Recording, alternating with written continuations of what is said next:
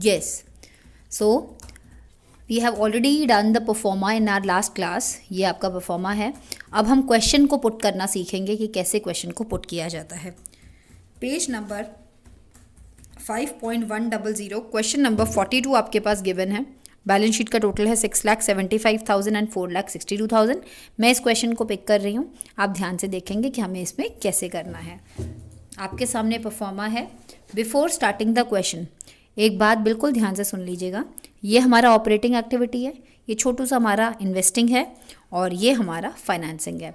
Investing में याद रखना हमेशा, इन्वेस्टिंग में क्या आता है, नॉन करंट एसेट्स. इन्वेस्टिंग में क्या आता है, नॉन करंट एसेट्स. और फाइनेंस कंपनी के पास कहाँ से आता है, या तो शेयर्स से आता है या नॉन करंट लाइबिलिटी से आता है.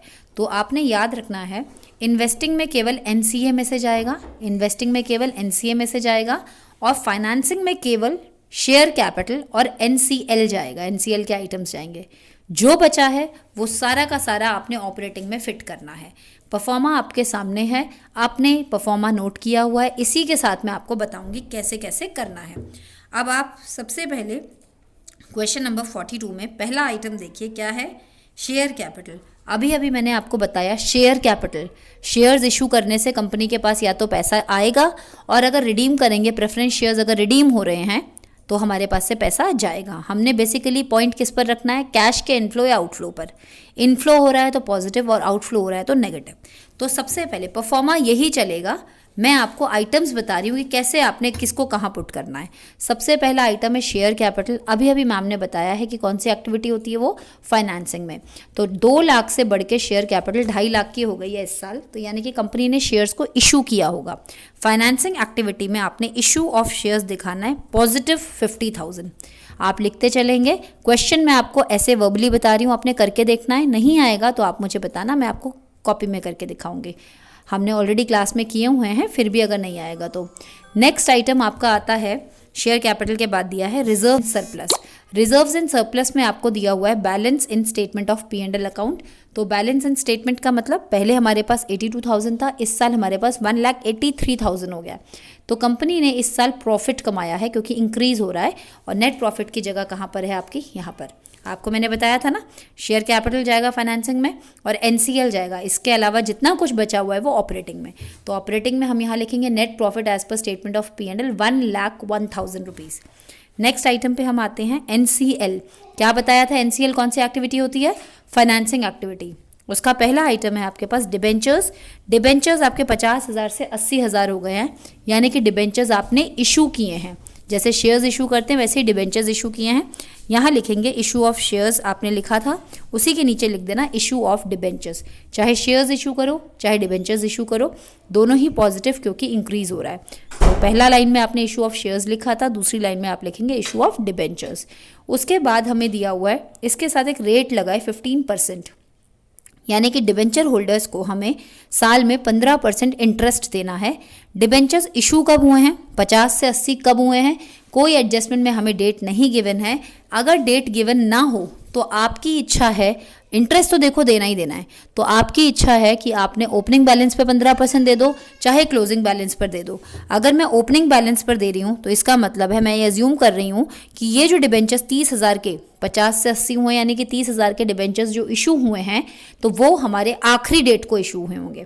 ये क्लास में मैंने एक्सप्लेन किया था ना कि स्टार्टिंग में मेरे पास 50,000 है और लास्ट में आके मेरे डिबेंचर होल्डर जो 80,000 हैं, ये 30,000 डिबेंचर होल्डर मेरे पास साल के एंड में आए होंगे, तो मैं इनको इंटरेस्ट नहीं दूंगी. ओके. तो इन शॉर्ट अगर आपके पास 15% लिखा है तो आप चाहे ओपनिंग पे इंटरेस्ट दीजिए चाहे क्लोजिंग पे दीजिए, आपकी इच्छा. अगर क्वेश्चन में लिखा होता कि डिबेंचर्स इशूड ऑन 1 अप्रैल तो आप क्लोजिंग पे देते, अगर लिखा होता 31 मार्च 20 तो आप ओपनिंग, वाइस वर्सा. ठीक है.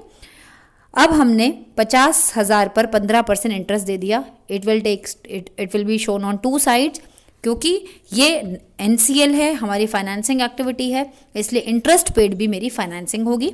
यहाँ पे मैं लिख दूंगी issue of shares, issue of debentures के बाद थर्ड लाइन में मैं लिखूंगी interest paid 7,500.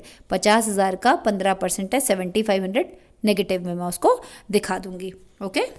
Yes, interest paid आपने कितना दिखाया, क्योंकि पे कर रहे हो तो नेगेटिव में दिखाना -7,500. एक जगह तो यहाँ दिखाया है और दूसरी जगह आप इसको कहाँ दिखाएंगे, आपके पास ऑपरेटिंग एक्टिविटी में भी आपने इसको शो करना है। जिस तरीके से एडजस्टमेंट टेक्स टू प्लेसेस आपने हमेशा सीखा है ना, तो उसी तरह ये इंटरेस्ट आपने यहाँ पे किया है, फाइनेंसिंग एक्टिविटी में से माइनस होगा और एक ये ऑपरेटिंग में दिखाई देगा। अब ऑपरेटिंग में आपको दिख रहे हैं कुछ ब्लॉक्स दिख रहे हैं, जहाँ जहाँ मैंने रेड लिखा है ना उससे ऊपर ये एक ब्लॉक है, यहाँ पे आपको आइटम्स पता है पीपीआईटी आता है। ये दूसरा ब्लॉक है, यहाँ पे आपको नॉन कैश और नॉन ऑपरेटिंग एक्सपेंसेस आते हैं। ये तीसरा ब्लॉक है, यहाँ सीए और सीएल आता है, जो कि क्वेश्चन में बड़े क्लियरली सीए और सीएल हमें दिया होता है। तो मैम इंटरेस्ट ऑन डिबेंचर, आपको क्या लगता है बच्चों ये कहाँ आना चाहिए? क्या ये करंट एसेट्स और करंट लाइबिलिटीज़ की हेडिंग में दिया हुआ है? नो मैम, ना तो ये हमें सीए में दिया है ना हमें सीएल में दिया है। तो ऐसे यहाँ पर आपने बता ही दिया पीपीआईटी आता है, यहाँ आएगा नहीं, यहाँ आएगा नहीं, बचा क्या यहाँ पे। और वैसे भी ये हमारा कौन सा एक्सपेंस है? नॉन ऑपरेटिंग एक्सपेंस है हमारा, ये फाइनेंसिंग एक्सपेंस है मैम, इसीलिए हम इसको फाइनेंसिंग एक्टिविटी में से माइनस करेंगे। और यहाँ पर इंटरेस्ट ऑन डिबेंचर जितना वहाँ माइनस किया है उतना ही यहाँ पर आप ऐड करेंगे। क्लियर है? उसके बाद हमें आइटम दिया हुआ है सीएल। सीएल कितना है? ट्रेड पेबल दिया है और other current liability. Trade payable जगह बनी हुई है आपकी, करंट लाइबिलिटी है उसकी। अगर आपकी करंट लाइबिलिटी इंक्रीज हो रही है दैट मीन्स आपने और क्रेडिट लिया है, पैसा आपके पास आ रहा है। 1,10,000 से 1,50,000 हो गया, यहाँ लिखेंगे ट्रेड पेबल, पॉजिटिव में लिखेंगे 40,000। उसके बाद आपको लिखा हुआ है अदर करंट लाइबिलिटीज़, 20 से 12,000 हो गया है, आपके पास से पैसा जा रहा है। सीएल डिक्रीज है, यहाँ लिखेंगे ओसीएल और नेगेटिव में फिगर लिखेंगे। आगे बढ़ेंगे तो एसेट साइड शुरू हो जाता है, उसमें आपको नॉन करंट एसेट्स दिया है। अभी अभी मैम ने आपको बताया था नॉन करंट एसेट्स के आइटम कहाँ जाते हैं आपके इन्वेस्टिंग में। पहला आइटम है फिक्स्ड एसेट्स, 1,17,000 से 2,74,000 हो गई, यानी कि कंपनी ने अपनी फिक्स्ड एसेट्स और खरीदी है। तो यहाँ पे लिखेंगे परचेज ऑफ फिक्स्ड एसेट्स और जो डिफरेंस है उसको नेगेटिव में दिखाएंगे। इसके बाद हमारा नॉन करंट इन्वेस्टमेंट, ये भी इंक्रीज हो रही है, तो लिखेंगे purchase of non current investment, negative में दिखाएंगे। इसके बाद हमारा करंट एसेट्स शुरू हो जाता है। इन्वेंट्रीज हैं, इंक्रीज हो रही हैं, करंट एसेट्स इंक्रीज है यानी कि और पैसा लगाया, पैसा जा रहा है, यहाँ लिखेंगे इन्वेंट्रीज और नेगेटिव में फिगर लिखेंगे। ट्रेड रिसीवेबल 70 से 32 हो गई है, करंट एसेट्स कम हो रहा है, पैसा आ रहा है, ट्रेड रिसीवेबल लिखेंगे और आंसर पॉजिटिव में लिख देंगे। उसके बाद तो हमें कैश एंड कैश इक्विवेलेंट दिया है। कैश एंड कैश इक्विवेलेंट में क्या क्या आइटम्स इंक्लूड होते हैं, यहाँ तो ऑलरेडी इन्होंने सबका समेशन दे रखा है। आपको पता है cash and cash equivalent are the things which are already either in cash form और ready to convert in cash, तो हम इसको नहीं लेंगे, यही हमारा आंसर होता है। अब हमने अपनी तरफ से सब कुछ डाल दिया, हम टोटलिंग करके ऑपरेटिंग एक्टिविटी का फाइनल आंसर बाहर लिखेंगे, इन्वेस्टिंग का फाइनल आंसर बाहर लिखेंगे और फाइनेंसिंग का भी फाइनल आंसर बाहर लिखेंगे। तीनों एक्टिविटीज़ के आंसर को ऐड करके हमारे पास कितना आंसर आ रहा है ये पहले हम पता लगाएंगे। अगर वो आंसर हमारा पॉजिटिव आ रहा है, अगर वो आंसर हमारा पॉजिटिव आ रहा है तो हम लिखेंगे net increase in cash and cash equivalent. अगर वो आंसर हमारा नेगेटिव आ रहा है तो लिखेंगे net decrease in cash and cash equivalent. आप आंसर पता लगाइए कि कंपनी में इस साल पैसा आया या गया, और बाकी क्रॉस चेक आप अपने क्वेश्चन से कर सकते हैं।